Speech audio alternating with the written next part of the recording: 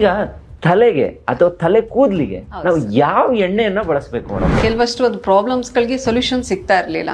ತುಂಬಾ ಬ್ರ್ಯಾಂಡ್ ಅಂತಂದ್ರೆ ನಿಮ್ಗೆ ಗೊತ್ತಿಲ್ದಿರೋಷ್ಟು ಬ್ರ್ಯಾಂಡ್ ನೀವೇ ಹೇಳಿದ್ರಿ, ಎಲ್ಲಾ ಕಡೆ ಇದೆ, ಎಲ್ಲರಿಗೂ ಗೊತ್ತಿರೋ ವಿಷಯ. ಅಲ್ಲ, ಬ್ರ್ಯಾಂಡ್ಗಳು ಒಂದ್ ಕಡೆ ಆದ್ರೆ ಇನ್ನೊಂದ್ ಕಡೆ ದಾರಿ ತಪ್ಪಿಸುವ ಒಂದಿಷ್ಟು ವರ್ಗನೂ ಇದೆ. ಇಷ್ಟುದ್ದ ಕೂದಲಾಗಿದೆ, ಅಷ್ಟುದ್ದ ಕೂದಲಾಗಿದೆ, ಈ ರೋಡ್ ಸೈಡ್ ಎಲ್ಲ ಹಾಕೊಂಡ್ ಮಾರೋರನ್ನ ನೋಡಿದೀನಿ.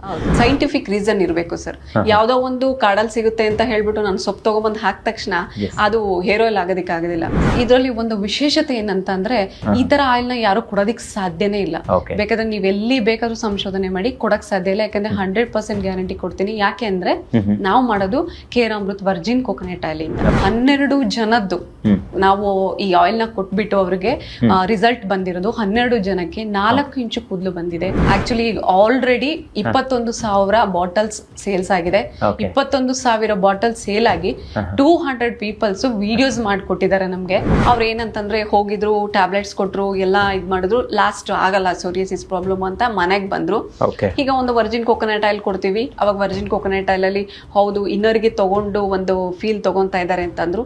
ಅದ್ರಲ್ಲಿ ಹೊಸ ಪ್ರಾಡಕ್ಟ್ ಇದಾಗಿದೆ, ಇದು ಸೋರಿಯಾಸಿಸ್ ಪ್ರಾಬ್ಲಮ್ಗೆ ಅಂತ ಅಂದ್ರು. ಹೌದಾ ಅಂತ ಹೇಳಿ ಜಸ್ಟ್ ಟ್ರೈ ಮಾಡಿದ್ದಾರೆ ಅಷ್ಟೇ. ಜಸ್ಟ್ ಟ್ರೈ ಮಾಡಿ 30 ಡೇಸ್ಗೆ ಅದು ಆಕ್ಚುಲಿ ತುಂಬಾ ಅಂತಂದ್ರೆ ಫುಲ್ ಸ್ಕಿನ್ ಎಲ್ಲ ಫುಲ್ ವೈಟ್ ಆಗಕ್ ಬಂದ್ಬಿಟ್ಟಿತ್ತು. ಆಲ್ರೆಡಿ ನಾರ್ಮಲ್ ಕಲರ್ಗೆ ಬರೀ 30 ಡೇಸ್ಗೆ 30%